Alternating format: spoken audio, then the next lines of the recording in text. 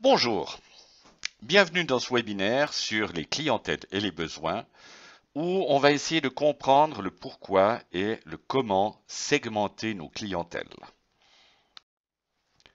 Première question, c'est pourquoi segmenter les clientèles? Est-ce que c'est simplement parce qu'on veut faire du suivi ou est-ce qu'on veut mieux répondre à leurs besoins? Ou est-ce que c'est parce que l'on veut simplement être capable de faire des rapports, des statistiques et de savoir où est-ce qu'on développe mieux notre activité? Ou alors, finalement, est-ce que c'est aussi, entre autres, pour mieux communiquer avec nos clientèles? On peut avoir différentes approches de segmentation.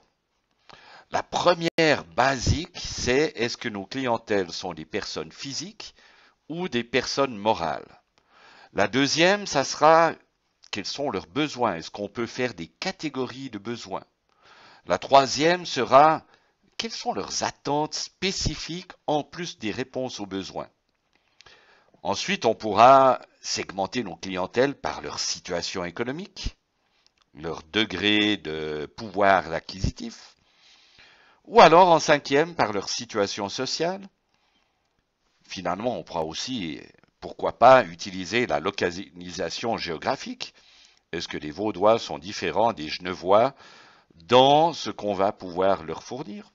Et puis, il peut y avoir aussi d'autres facteurs de segmentation. Mais la première chose qu'il faut essayer, c'est de comprendre les besoins. Comme avec un petit bébé qui ne sait pas s'exprimer, quand il crie, ça peut représenter beaucoup de besoins différents. Donc la première chose à faire dans notre segmentation, c'est se dire, est-ce que notre client, c'est une personne physique qui a des besoins pour elle, ou alors est-ce que c'est une organisation, une personne morale qui a des besoins pour mieux satisfaire ses propres clientèles et mieux travailler et assurer sa survie sur un marché qui a quand même tendance à être relativement compétitif. Quand on veut regarder les besoins d'une personne physique, on peut utiliser la pyramide de Maslow, que vous avez bien entendu reconnue sur la photographie. Moi, je ne l'aurais pas reconnue, mais ça fait rien. Où on peut parler dans sa pyramide des besoins physiologiques, des besoins de sécurité, des besoins sociaux, des besoins d'estime et d'accomplissement personnel. Avec une caractéristique qui est peut-être moins vraie aujourd'hui, c'est que Maslow affirmait que avant de commencer à satisfaire les besoins à un certain niveau, il faut s'assurer que les besoins des niveaux antécédents ont été satisfaits. Mais c'est une manière de classer les besoins qui va aussi nous permettre de mieux approcher nos clientèles en sachant quelle est la classe de leurs besoins. Dans le cas d'une personne morale, il faut se mettre à sa place et imaginer, elle a ses propres clients qui ont eux aussi des besoins. Elle va leur fournir des prestations, des biens, des services. Elle va devoir produire ces prestations par des processus de production et, bien entendu, en utilisant des ressources, et elle doit garantir ces résultats ou même les améliorer si elle veut rester sur le marché. Que ça soit une entreprise sociale ou que ça soit une entreprise classique. Quand on regarde les organisations, les processus principalement des organisations, on peut travailler sur trois grands domaines ou grandes catégories de besoins de résultats. Il y a premièrement les besoins d'efficience, qui sont obtenir plus avec moins de ressources. Ensuite, on a des résultats d'efficacité, qui sont beaucoup plus axés sur la qualité, la satisfaction immédiate des clientèles, mais aussi faire ce qu'on a prévu de faire. Donc faire les choses correctement. Et peut-être le plus important, mais le plus difficile à capter, c'est les résultats d'impact ou d'effectivité qui pourront être mesurés par le changement de la réalité des clientèles de nos clientèles. Donc, si on veut aider nos clientèles à obtenir plus d'impact, il faudra que nous nous intéressions aux besoins de ces clientèles à elles. Et ce triangle de résultats va s'appliquer sur les processus organisationnels où l'efficience, ça sera beaucoup plus centré sur le processus, l'efficacité aussi sur le processus, mais ce qui sort du processus, donc les prestations et les services, et l'impact vraiment sur les clients. Il faudra aller dans la réalité des clientèles pour pouvoir mesurer si les prestations ont répondu à leurs propres besoins. On a d'autres classes de besoins qui sont un petit peu plus difficiles, un peu plus subjectives et que l'on analyse de temps en temps, mais pas toujours.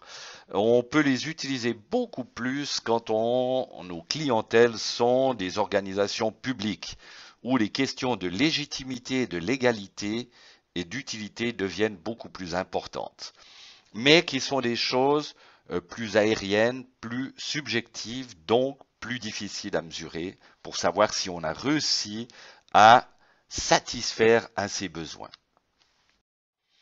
Donc, si on veut vraiment analyser les besoins d'une clientèle, une des manières de faire, c'est se mettre dans leur tête. Ça signifie prendre du recul et vraiment essayer de se mettre dans le contexte de votre clientèle et d'imaginer ce qu'elle vit, ce qu'elle ressent pour savoir quels sont ses besoins. Donc, on peut se mettre à sa place, imaginer ce qu'elle pense, ce qu'elle ressent, mais aussi ce qu'elle voit, parce que ça va influencer ses pensées et ses ressentiments, ce qu'elle écoute, comment elle parle, comment elle communique avec les autres. Ça pourra être très important aussi dans sa manière d'être avec les autres. Et puis on va mesurer aussi, on va essayer d'imaginer ce qu'elle fait. Donc quelles sont ses actions, quels sont les obstacles qu'elle peut trouver dans ses actions, quelles sont ses planifications.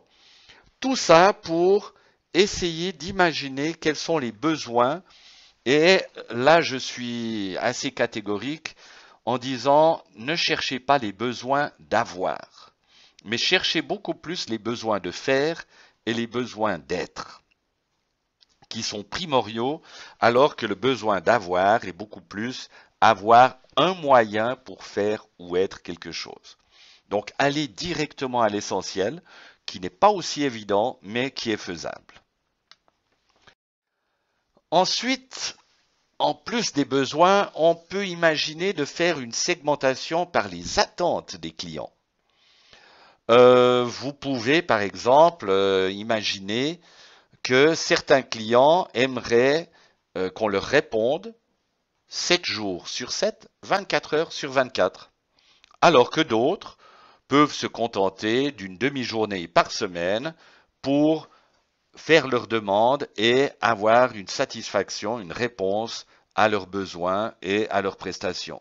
Donc il y a des besoins qui sont très urgents, il y en a qui sont moins urgents, mais il y a des questions de distribution. Donc on peut utiliser certains éléments du marketing mix pour réfléchir à ces attentes des clientèles.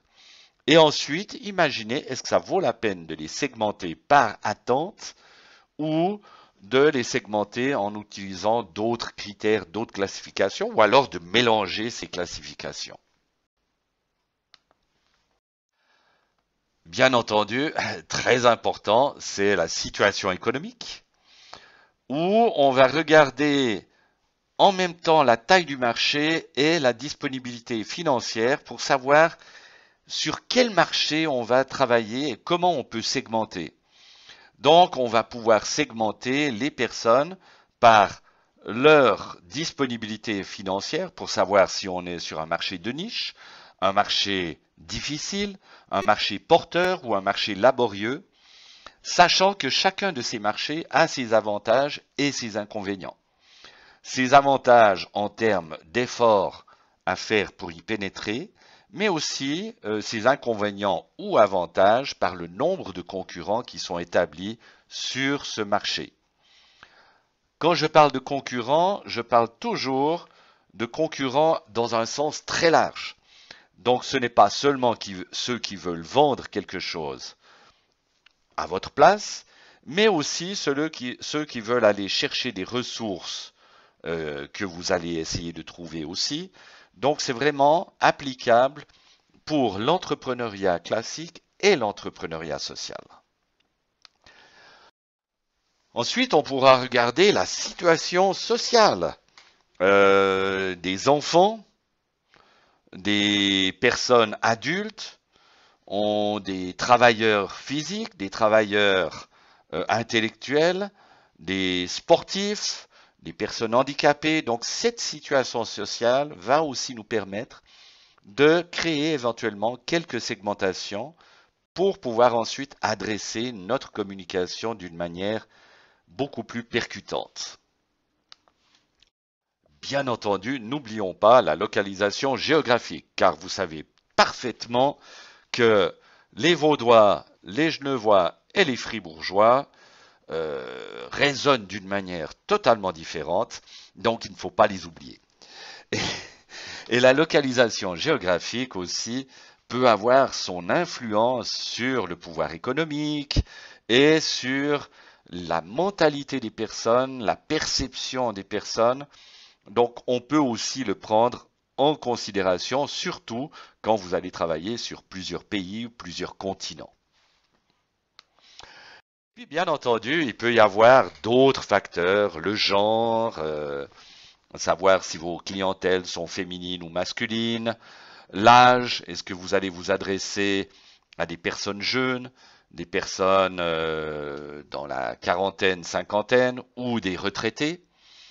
Je prends l'exemple d'un fitness. Un fitness pourra considérer, par exemple, qu'il y a ceux qui veulent développer leur apparence en faisant du bodybuilding. Il y a ceux qui veulent soigner leur santé parce que l'âge commence à rouiller un petit peu les articulations, ou alors ceux qui veulent récupérer leur santé après une maladie ou un traumatisme musculaire ou osseux. Donc tout ça, c'est des facteurs qu'on peut aussi utiliser pour notre segmentation, car bien entendu, cela va influencer notre relation avec ces clientèles, notre communication et tout ce qu'on va pouvoir faire avec eux. Voilà, je tenais à vous remercier par votre écoute, votre participation.